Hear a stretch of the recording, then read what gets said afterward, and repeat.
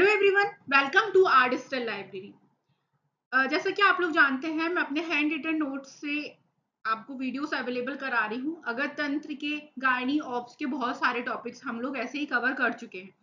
साथ ही correct way to study हर सब्जेक्ट में मैं बना चुकी हूँ। तो आपका काम ये होना चाहिए कि सिलेबस में उन सारे टॉपिक्स को इंपॉर्टेंट मार्क कर लें, ताकि यदि आपको कहीं से कंटेंट ना मिले तो आप मुझे कमेंट करके बता सके और मैं आपको टाइम पर अवेलेबल करा सकूँ। अराउंड दिसंबर से जनवरी में फिक्स है कि आप लोगों के पेपर होंगे। उसके पहले हमें सारे मेजर टॉपिक, सारे सब्जेक्ट्स के कवर करने हैं। तो टाइम पर वीडियोस देखिए, नोट्स बनाते रहें, क्योंकि जितने भी टॉपिक्स मैं आपके साथ शेयर कर रही हूँ ये एग्जाम पॉइंट ऑफ व्यू से बहुत इंपॉर्टेंट है हर सब्जेक्ट के लिए।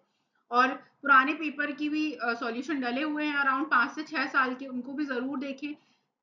आर डिजिटल लाइब्रेरी में हर सब्जेक्ट वाइज प्लेलिस्ट बनी हुई है, सब कुछ अवेलेबल है। बस आपको करना ही है कि आपको थोड़ा सा ढूंढना है और मेहनत भी अपनी तरफ से करनी है। आज का हमारा टॉपिक बहुत ही इंपॉर्टेंट होने वाला है, दूषी विष, और इसका अगला टॉपिक है गर्विश।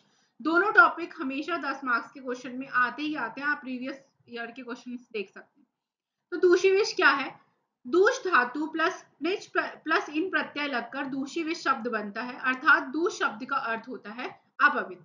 दूषित से लिया गया है तो अपवित्र। आचार्य सुश्रुत के अनुसार, सुश्रुत कल्प स्थान सेकेंड चैप्टर के 38 नंबर के श्लोक में दिया है। बहुत इंपॉर्टेंट है ये श्लोक, आपको याद ही होना चाहिए।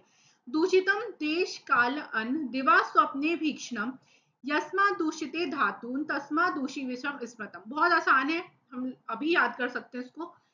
दूषितम देश काल अन्न दिवा स्वप्न भीक्षणम, यानी ऐसी चीज जो देश, काल, अन्न और दिन में सोने से बार बार धातुओं को दूषित करती रहती है, इसलिए उसे दूषी विष कहते हैं। ये श्लोक बहुत इंपॉर्टेंट है। व्यवहारिक दृष्टिकोण से यह विष जो स्थावर, जांगम या कृत्रिम विष के रूप में शरीर में प्रवेश करने के बाद पूर्णतः बाहर नहीं निकलते हैं, तथा वह पचकर या विषम औषधियों से नष्ट होकर या अग्नि, वायु व धूप से सूख जाने के कारण अपने स्वभाव से कुछ कम गुणों वाले हो जाते हैं, उसे दूषी विष कहते हैं। यानी किसी भी प्रकार से आपने, चाहे फूड के रूप में या जांगम के रूप में या फिर किसी भी प्रकार का ऐसा मटेरियल लिया जो बॉडी में प्रवेश करते ही पूर्ण रूप से बाहर एक्सपेल आउट नहीं हुआ, वो शरीर में कहीं ना कहीं पचकर या थोड़ी ना थोड़ी मात्रा में रुका हुआ है, या किसी भी औषधि के सेवन से, जैसे हमें फीवर वगैरह आता है या किसी प्रकार की पॉइजनिंग इन्फेक्शन होता है, तो औषधियों के सेवन से वो वहां पर एक इनएक्टिव फॉर्म में रखा हुआ है। तो ऐसा विष जो है वो आगे चल के बहुत एडवर्स इफेक्ट इकट्ठे करता है, उसे हम दूषी विष कहते हैं।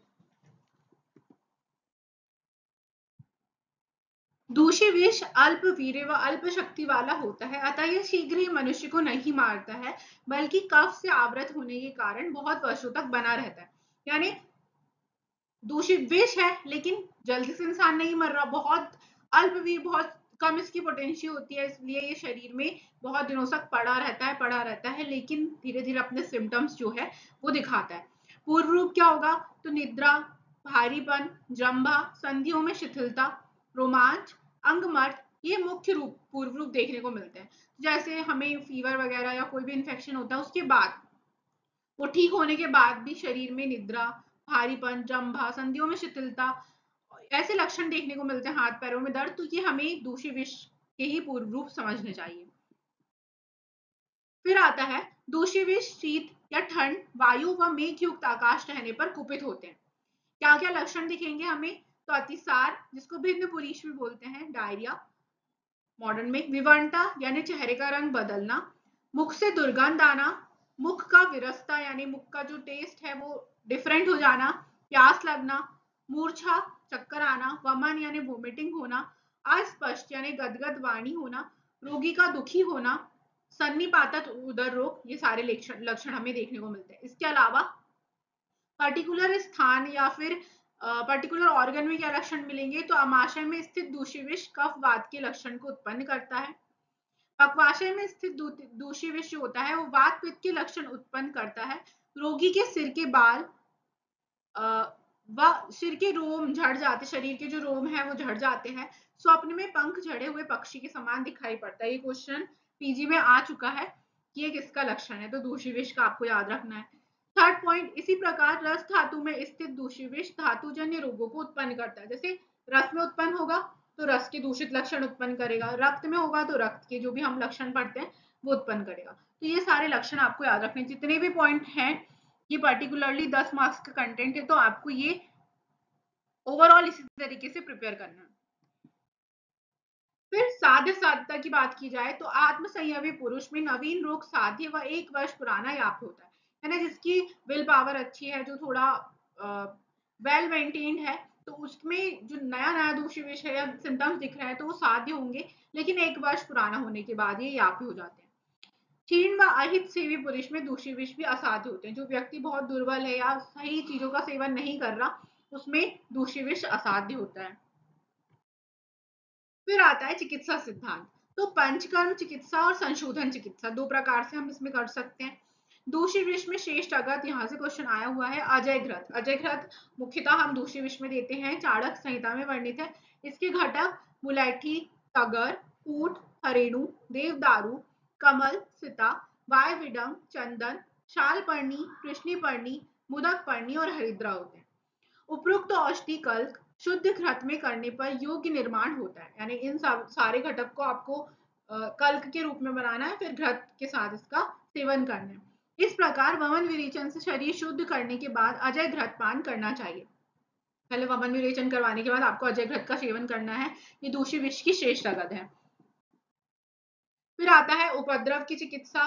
तो उपद्रव यानी कॉम्प्लिकेशन, तो ज्वर, दाह, हिक्का, अनाह, शोफ, अतिसार, कंपन, उन्माद, वह सभी उपद्रव में शास्त्रोक्त चिकित्सा करनी चाहिए। फीवर होता है, बर्निंग सेंसेशन है, हिकअप्स आ रहे हैं, पेट फूल रहा है, शोफ यानी इन्फ्लामेशन हो रहा है, डायरिया है, कपकपी हो रही है और किसी भी प्रकार का मेंटल डिसऑर्डर या उपद्रव मतलब कॉम्प्लिकेशन, यानी दूषित विष जब अपनी स्थिति से बहुत ज्यादा बढ़ जाए, तो ये सारे लक्षण होने पर भी हमें शास्त्रोक्त चिकित्सा करनी चाहिए। चिकित्सा के स्वरूप हम तुत्त भस्म, गंधक रसायन, कल्याणक घृत का प्रयोग कर सकते हैं और इससे रोगी को निश्चित लाभ मिलता है। मॉडर्न में इसका कंपेयर किया जाए तो इसे हम स्लो पॉइजन या माइल्ड पॉइजन या अनम्यूटेटिक पॉइजन से कंपेयर कर सकते हैं, क्योंकि ये धीरे धीरे बॉडी को प्रदूषित कर रहा है। 2 मंथ तक यदि हम गंधक रसायन प्लस मिश्री का सेवन करवाते हैं प्रातः साया दूध के साथ, तो भी ये दूषित विष में लाभकारी होता है। बहुत इंपॉर्टेंट टॉपिक था और इतना बहुत सफिशिएंट है आपके लिए एग्जाम के लिखने के लिए। आगे के भी जितने भी टॉपिक्स में डिस्कस करने वाली हूँ वो पहले के कंपैरिजन में ज्यादा इंपॉर्टेंट है, तो उन्हें भी जरूर देखें, बेल आइकन को प्रेस करें ताकि आपको रिसेंट नोटिफिकेशन टाइम पर मिल जाए। Thank you so much, stay connected with our digital library for more video.